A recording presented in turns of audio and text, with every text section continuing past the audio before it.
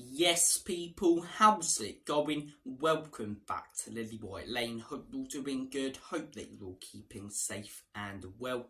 And I hope that you're all having a really good lead up to Christmas and Thursday, wherever you are in the world, and whatever you are planning to get up to before the 25th. But look, before we reach the big day, that is Christmas Day. Tottenham Hotspur are in action on the 23rd in a couple of days, as Ange Postecoglou's Spurs side are set to host Sean Dyche'S on form Toffee'S in what should be a Christmas cracker. Both teams come into this game on very good form, especially Everton, 4 wins on the bounce for them.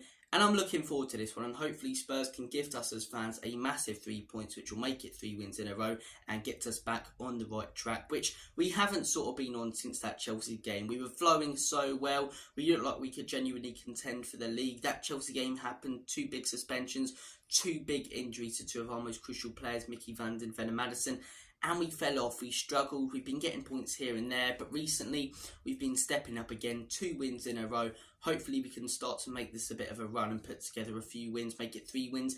Then on the 27th against Brighton, make it 4. On Bournemouth, make it 5. Those 2 games not going to be easy, but neither is this one. I would genuinely say that this game, out of the next 3, Brighton, Bournemouth, even Manchester United, after Bournemouth, I'd say this is the toughest one. Everton have been on fantastic form. They're really good at home, but they're even better away. When you look at their recent form in their last 5, they lost 3-0 to Manchester United straight after the points deduction.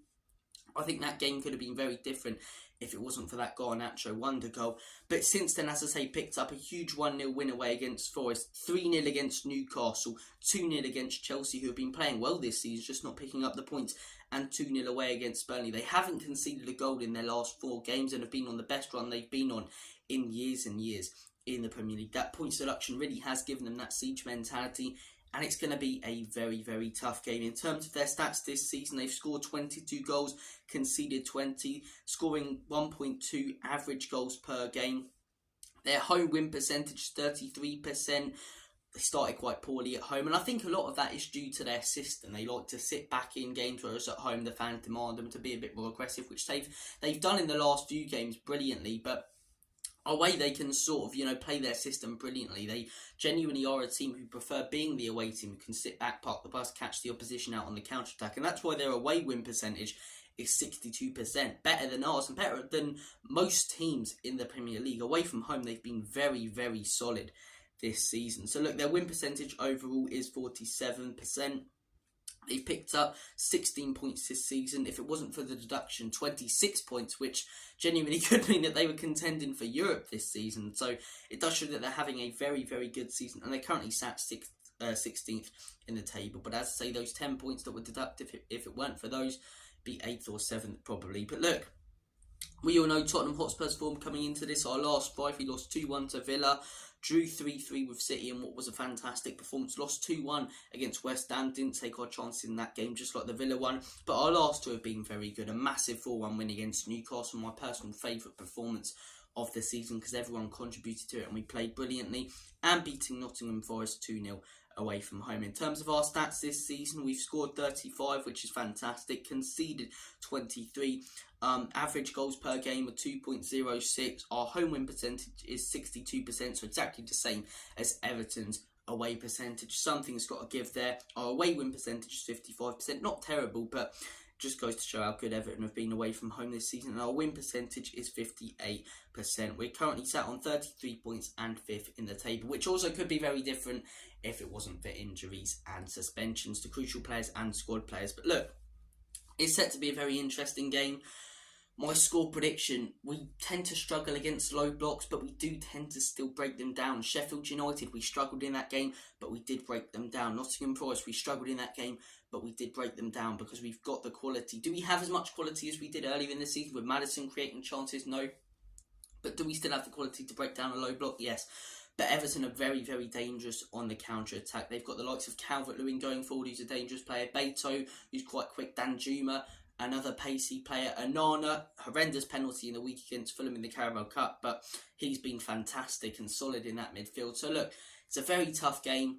Score prediction, I'm very tied between a draw and a Spurs win. I really am, but I could see an Everton away win. Park the bus, catch us out on the counter-attack. If they're clinical, they can beat us here because we do tend to miss some big chances. So look, they can limit our chances, and the ones we have, we miss. It could be an Everton away win, but I think Spurs are going to step up in this game. Do you know what? I'm really tired. I know a lot of people like Spurs win, but Everton have been really solid recently, so I'm going to go with a 0-0. I'm going to go with Tottenham's first 0-0 of the season. And look, is it a fantastic result? No. But is it the worst result in the world? No. Not that I'd necessarily take a 0-0, I want more, but I'm not going to be ranting or raving if we get one. Everton are a very on-form team. It's all about catching up to the teams above us, and the teams below us dropping off, and they look like they are. So look, I'm going to go with a 0-0. I just don't think we'll be able to break them down. I think they'll limit our chances. We haven't been unbelievably clinical this season. Maybe a moment of quality from Kulusevski or Sully wins us at the game. That's what we're going to need. But I think we'll also limit their chances, try and keep hold of the ball. I'm going for Spurs' first 0-0 of the season. I could be very wrong. I hope I'm very wrong. And I hope that Tottenham Hotspur batter Everton.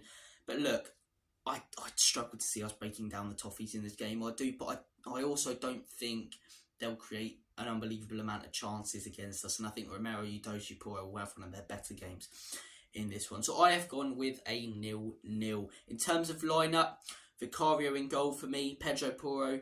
No Udogie in this game. That is a miss. Stupid moment against Nottingham Forest to get himself booked. It's a tough one. Do you move? I think what Ange will probably do is a predicted lineup, not what I want. So I think he'll put Ben Davies on the left and probably put Dyer and Romero in the middle, which is a recipe for disaster because Dyer wants to leave in January. In terms of the midfield, no Bissouma. I think Ange will most likely go with Pierre Mohibia in there. We've seen him pick him before. And at times he's come off the bench and Ange has brought him on and he's changed the game. So I think Pierre Mohibia could start. I think you're looking at the other two midfielders as Pape Matar. Or could he go with Giovanni Lo Celso, Pape Matar and Kulusevski? It's going to be... I don't think he'll go with that. I think he'll go with Højbjerg, Pape Matar, and I think he'll go with Kulusevski. And front three, I think he'll probably go with Richarlison, Heung-min Son, and Brennan Johnson. Brennan Johnson, I say it was only a deep cut against Forest, so he should be fit. That is the lineup I predict. In terms of the lineup that I'd want, I'd like to see one of the youth players maybe starting this game instead of Dyer, and I'd like to see Lo Celso start in the midfield, instead of Højbjerg. But look, that has been a wrap to this match preview. Hopefully you guys have enjoyed it. Comment down below your thoughts and opinions and score predictions for this game. Thank you for watching, and as always, Comedy Spurs, in Big Andrew we trust. Enoch and Levy out.